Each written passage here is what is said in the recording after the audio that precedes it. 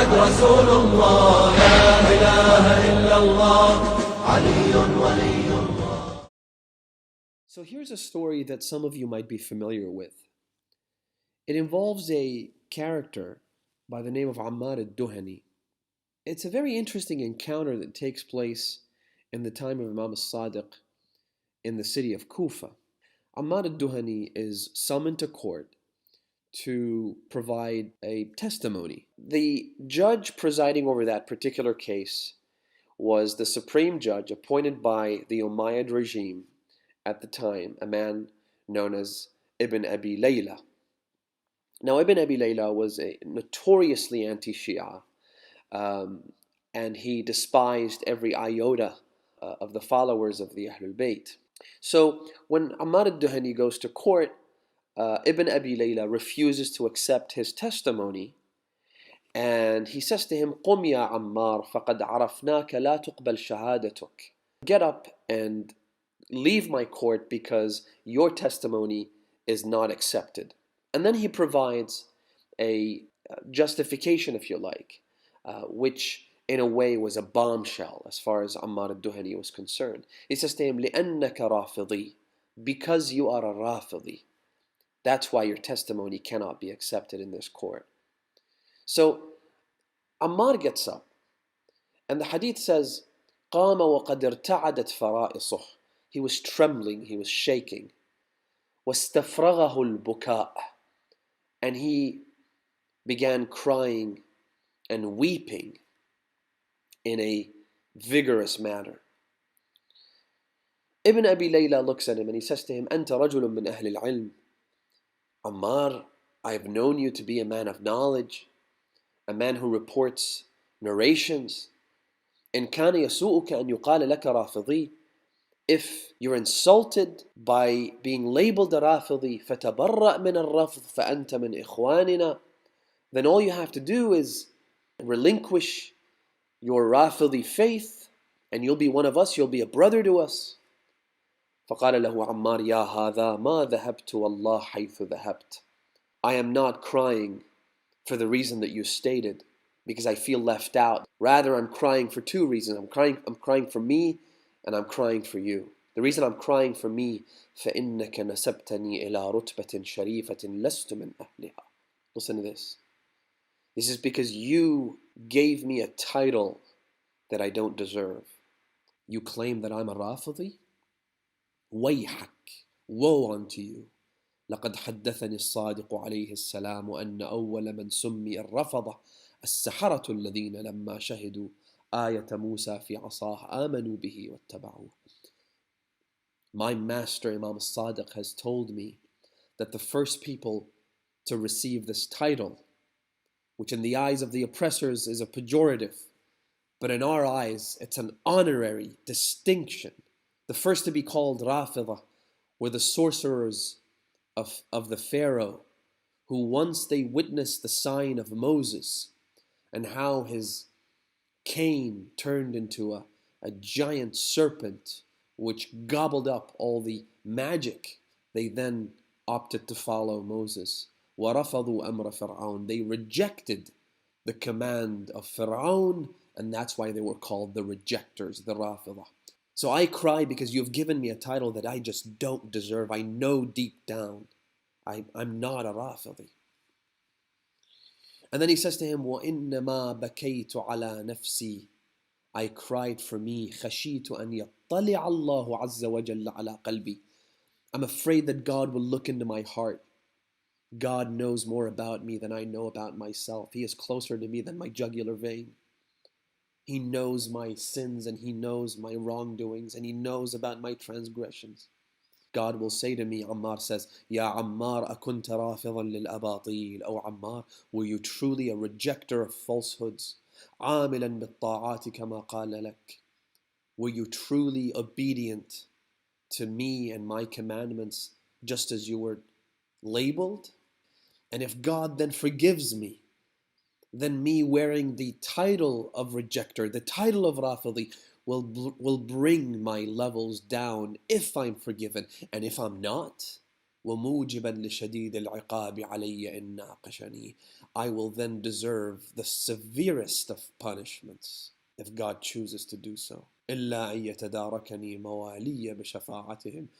Unless and except if my masters intercede for me, if they step in, the Ahlul Bayt, to provide me with their intercession. That is my only hope of salvation and redemption. And then Ammar says, وَأَمَّا بُكَائِي عَلَيْكَ. And the reason I cry for you is because of the enormity of the lie that you have just committed. لِعِظَمِ كِذْبِكَ فِي تَسْمِيَتِي بِغَيْرِ اسْمِي. You have given me a title that I don't deserve, and what a big lie that is. وَشَفَقَتِ الشَّدِيدَةُ عَلَيْكَ مِنْ عَذَابِ اللَّهِ.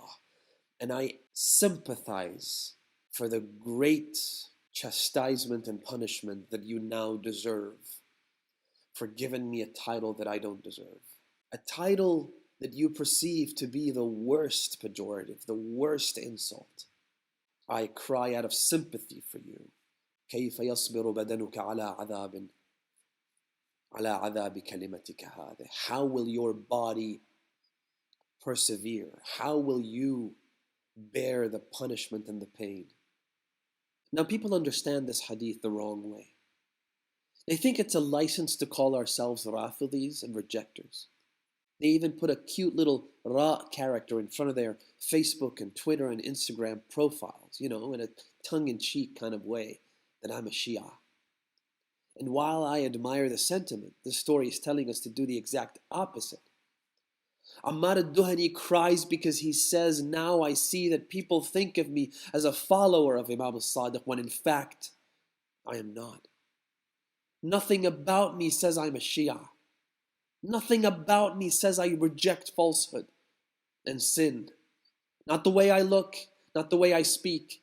Nothing about me resembles Ja'far al-Sadiq, the ever-truthful master of the righteous ones. So then the Imam praises Ammar. Listen to what he says. The Imam says, لو أن على عمار من الذنوب ما هو أعظم من السماوات والأراضين. If Ammar was carrying sins greater than the heavens and the earth, لمحيت عنه بهذه الكلمات. Those sins would be wiped clean for saying those words and making those statements in the presence of the judge. وَإِنَّهَا لَتَزِيدُ فِي حَسَنَاتِهِ عِنْدَ رَبِّهِ.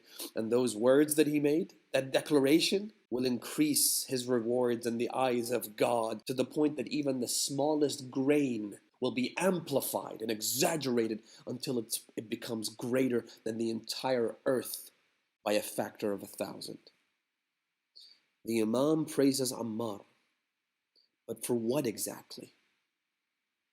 Because Ammar disavowed the Imam from his sins and wrongdoings. In other words, and I want you to think about this carefully, as it's a very delicate and rather nuanced understanding of the story. He is honored by Imam al-Sadiq for having effectively vindicated the Imam, by seeing himself as farthest from being a Ja'fari. He's almost screaming, who am I to be a Rafidi? Who am I to be a follower of Imam al-Sadiq?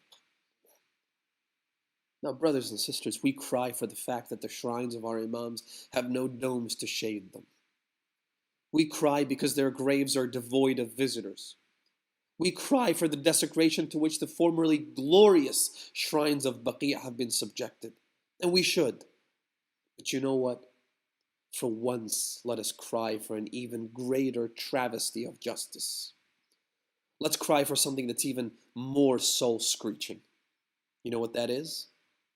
كونوا دعاة الناس بغير ألسنتكم. Our followers, the Imam says, stop talking for once. Let's stop using words which for the most part are nothing but empty rhetoric. Let's, albeit for once in our lives, opt for actions instead of words. اتقوا الله وكونوا زينا لنا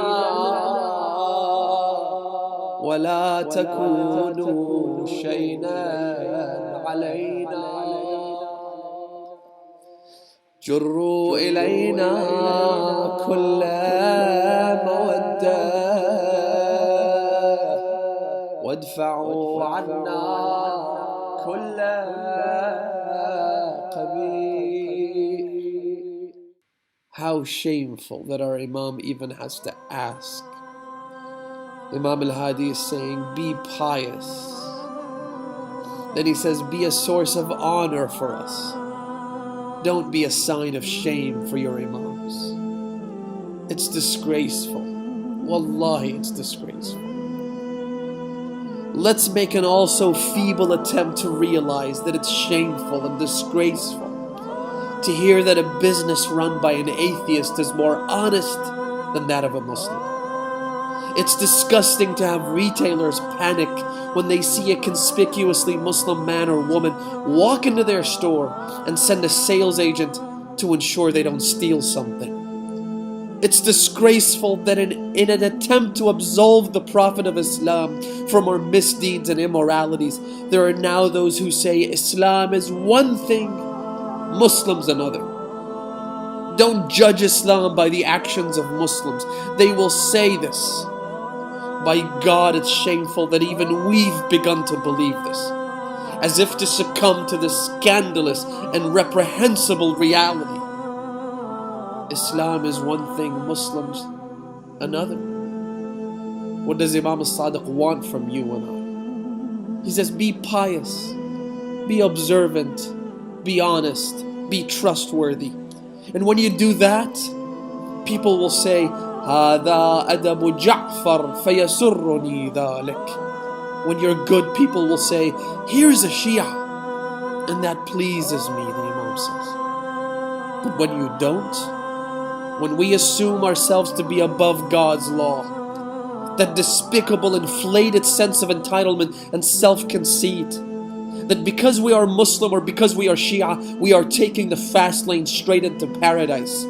When that happens, the Imam says, يَقُولُونَ هَذَا أَدَبُ جَعْفَرْ فَيَسُوءُنِي ذَلِكَ. You want to see how disgusting, deplorable, and bad Islam is? Just take a good look at Muslims. And that hurts me, the Imam says.